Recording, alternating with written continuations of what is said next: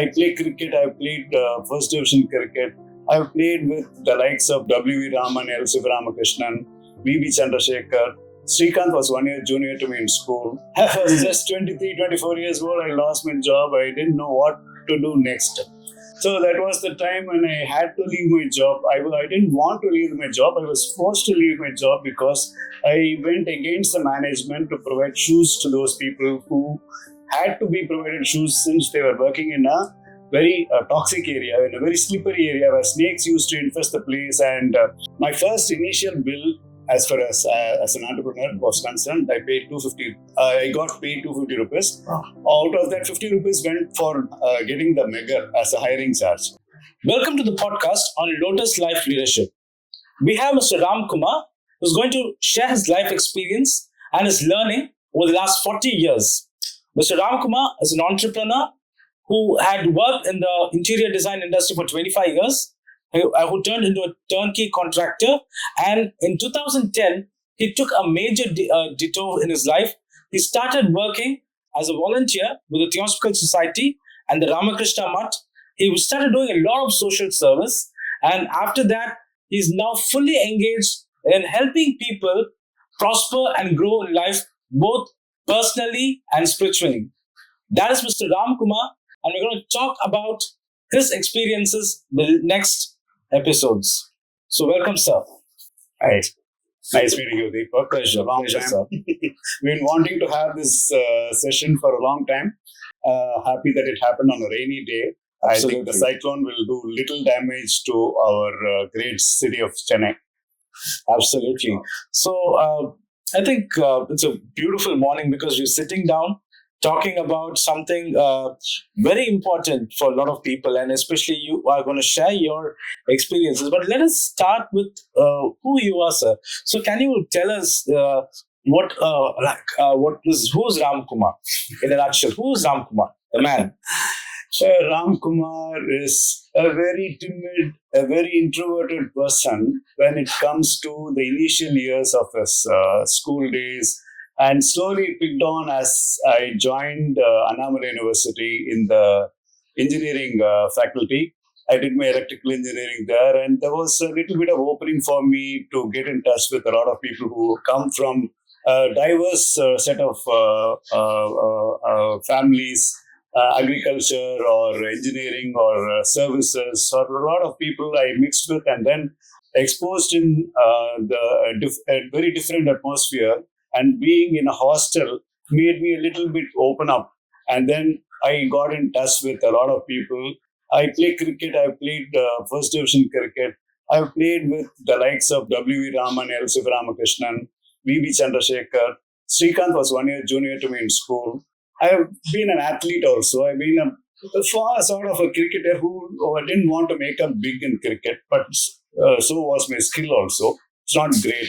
They call me manager. W. Raman, L.C. Ramakrishnan, they all call me manager and a cheerleader as far as our great club, Banpi Cricket Club, which is a gateway for about so many cricketers who have played for India. And my cricketing thing stopped as soon as I left for Bombay. After I finished my engineering, I left for Bombay. I got a job in a multinational company, and I've been working there as a junior foreman in a shop floor of a grinding wheel industry company, an MNC. I was there for 2 years, and the situation was such that they didn't provide shoes to the workmen. And so it made me get shoes to the workmen, and the management took it against me, and they sacked me, actually speaking. And I was without a job, and that's a pretty experience.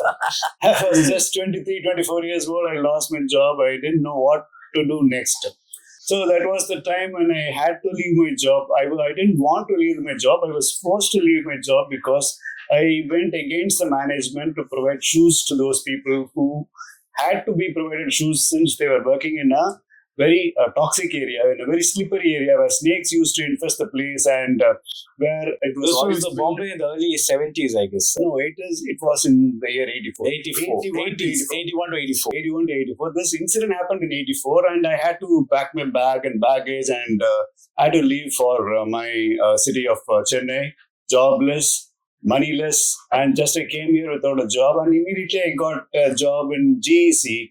I was placed in the projects division, Genelec, at Visakhapatnam Steel Plant as a site engineer. Right. I was there for just a couple of months. They gave me some area which I didn't want. They gave me wiring and MCB distribution boards, cabling, and all that. Whereas I wanted transformer and switchgear erection to do work in the hospitals, in the auditoriums, at the administrative blocks, and all that. So I didn't like what I was doing. I had to just count the number of wires, coils, and early on, you were very particular about what you wanted to do in your life. Exactly. I wanted to become an electrical engineer. I became one. I was very inquisitive about how the electricity functions, and so here I am as an electrical engineer. I because of my peers, I joined BCom while in PUC. I joined BCom in Guru Nanak College because all my friends joined. Right. And then I thought to myself, Swadharma is not BCom, so I wasted 600 rupees and then joined some other college. Okay. New college to be precise. I joined new college, which gave me the first thing, that is MPC, Max Physics First group. And then I became an engineer at Annamalai University, and then MNC, and then another MNC. I didn't like what I was doing, and I was just daydreaming that time when I decided that I should do something on my own, and I didn't know what to do. And I didn't like my job either. So I was thinking about it, contemplating about it, and when I just was just dozing off on my Jeep, which they had given, the company had given, I was just daydreaming, what is it I want to become? I asked myself, I thought to myself that I should become an entrepreneur. I didn't know the name of the word entrepreneur, leave alone the spelling. But you wanted to get into business. I wanted to do something on my own, wherein people will not question what I am doing. I will be in charge of my future. I will be in charge of how much I earn. I will be in charge of my time. I will be in charge of everything. Right. A lot of people don't know. You don't come from an entrepreneurial background. No. My father was a banker. Right. And nobody, in fact, I was the first one to get into this entrepreneurship. Right. And I didn't know. You were technically a first generation entrepreneur. Yeah. Nobody in our family have known to be an entrepreneur, leave alone. They're all from the village, and they had just migrated to various parts of India as a stenographer or as a bank clerk or something like that. And that my parents got me good education. I studied in our best school. Studied in Vidya Mandir, I studied in Annamalai University, I did my engineering. And then, into an MNC and another MNC. And then I didn't like what I was doing. So that forced me to leave my job. Actually, when my grandfather passed away, I refused to go back to Visakhapatnam. Right. So that was the time when I was again jobless. And this time I was very intent to do something on my own. I had to actually be silent for 6 months. I didn't talk to many people, including my parents.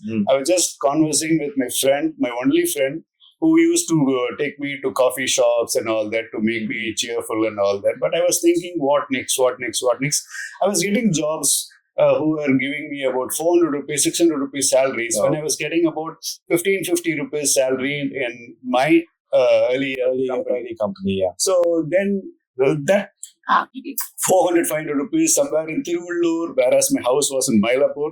It didn't strike a chord. So I had to just not think about getting into employment once again. I wanted to be my own boss. Right. And luck had it that my uncle introduced me to one fiberglass lifeboat manufacturer here by name Vadiyar Boats.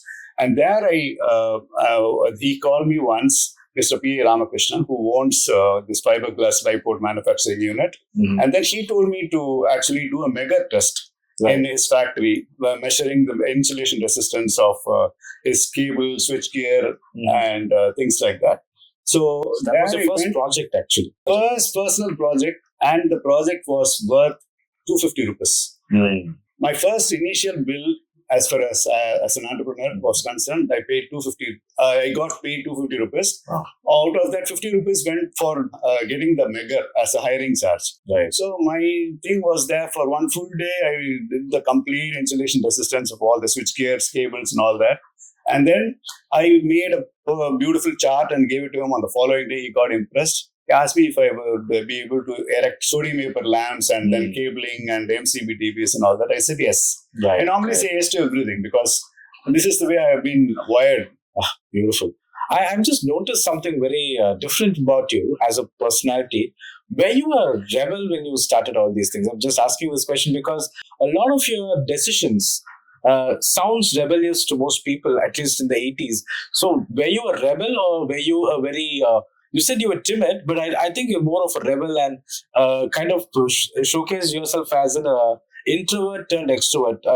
Is that so, sir? I am not an extrovert. I am not a total timid person also. I am an introvert, definitely, that is for sure. And I am not a rebel.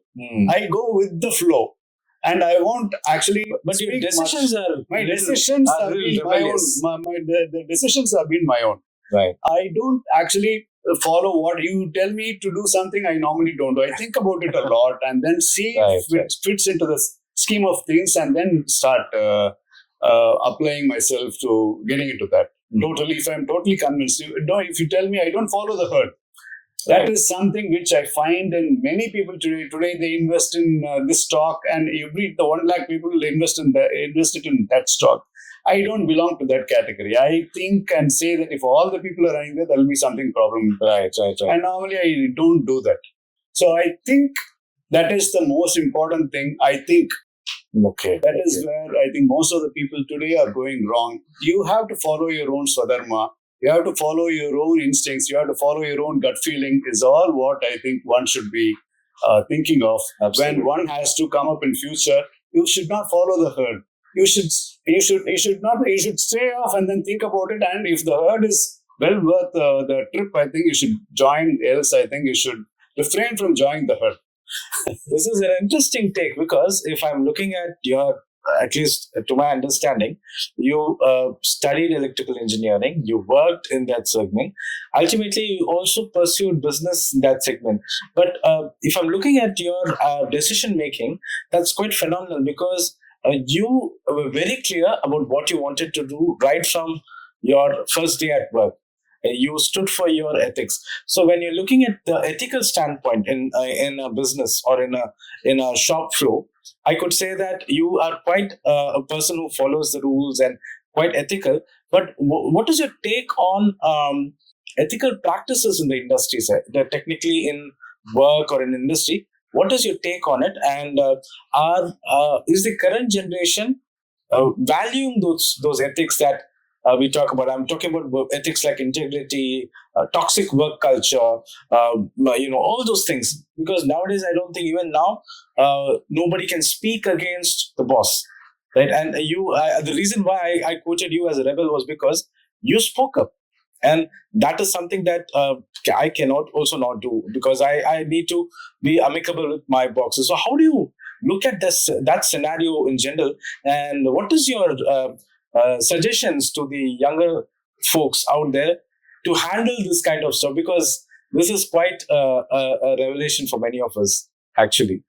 See, everyone is different. See, I can't tell it in a practical, that is totally this way, that way. Everyone is wired according to the circumstances one has grown into. The family, the culture, the values, the ideals, all those things are all totally different for different people. So they're all wired differently. And, the subconscious takes over whatever is the belief system, all that stuff. So I am wired to become an entrepreneur, right? Because I can't report anybody. And if at all, I am here also, even in our society, I'm the president of our society where I'm talking from at this point of time. I have been the president of this society for 5 years. I don't take up the other posts and all that. But once in a big post, I'll take up something like I am a part of an association or something. But wherein I should be in a position to add value to the whole thing. Right. And coming back to your question with respect to ethical leadership, I think the ethical things are all lacking today because what is in it for me and how do I reach and how do I capsize my boss or how do I circumvent the problem and to some or other reach the goal. People definitely want to achieve the goal in whatsoever means. I got a call from my daughter about some time ago. She works in a big company. I'll not tell you the name of the company. She works in a top company. one of the top consulting firms in the world. So she was telling me about the plight of being in a consultancy thing, wherein her boss had taken a wrong decision to have taken up the job in the first case, and the job wherein he didn't have the technical skills to take up the job. So he didn't actually do the job well, and he, without knowing, he passed it on to his team. The team also floundered; they also didn't do well. And the whole thing was, it's a big company which has given the job to this consulting firm, and they were asking questions. Finally, whom should we blame?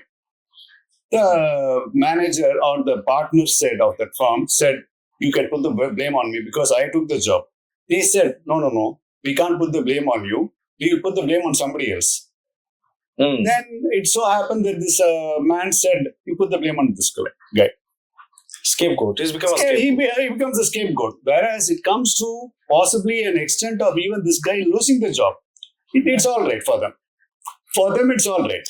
This is exactly what I was trying to understand. So, because this ethical leadership, especially because you've done a lot of things where leadership plays a vital role, and how do we work on this angle of leadership? Because is it a good practice to be upright? Because a lot of people will say that, when you're upright and do certain things in life, there will be a lot of questions that arises. And how do you handle that kind of questions? Because somebody comes and questions somebody about, the ethical practices, and they're termed as a whistleblower, technically. That organization, they're termed as a whistleblower. And is it good for one to be labeled as a whistleblower, or somebody who's silent and say, okay, I'm fine with everything, I'll stay away, and then I'll get my salary on 1st of every month, be happy about it? I know you would say that because I know you would be the one who would say, let's do the whistleblowing. But again, how do we handle this situation from a ethical standpoint or from a personal standpoint? See, it depends a lot of things. Why should we go to work? Money, I guess. Money is the primary goal for that. Right. Security. Security. People want security all the time. Okay. Once when people have made up their mind to have security as a main goal, they will go on just maintaining the security, and it's all right if somebody gets knocked off or something like that. They won't question. They won't bother about what's happening to other people. And they would like to rise. But the leadership is taking all these people along with you. I think that is the most important thing one can take away. And had I been in any industry wherein it comes to parting away with your value systems or your own ethical things or your own moral things, I will just get out of the place immediately, even if it means they're paying me 1 crore a month or whatever it is, whatever figure they give me. I think that is not at all a value add. Money will automatically come to those, and the position will come to those, and wherever the place will come to those people who actually live their values. See, you will be attracting only those people whom you vibrate from your mind. See, you will be attracting to the company which has a lot of values and ideals. You will be attracting like that. Who you are is what I think you will be attracting. Right. If I value all sorts of substandard things and then deviations and all that, I'll be attracting only those kind of companies. It is all within you. But if you're standing by your ideals, and if you're standing by your values, if you're standing by your ethics, I don't see any reason why you will not be attracting such kind of people. You will be attracting such very, very good people in life. Say, for my own instance, I'll tell you, I have been attracting all sorts of business people only in the last so many years of my business days and employment days and all that stuff. Okay, consider that. And now, in the last so many years, I've been just doing service. I've been attracting all such elite people who are all in services. Anup Jaiswal, so Director General of Police, is become a very, very good friend, very close friend. In fact, my best friend also, a well-wisher. He has worked with 4 prime ministers, and he was Nelson Mandela's chief security. He has been in IB. He has done so much. He is my best friend. How can I attract such good people in my life? So many good people. So that's a law of attraction that works You have a positive mindset, it attracts positive people. Yes.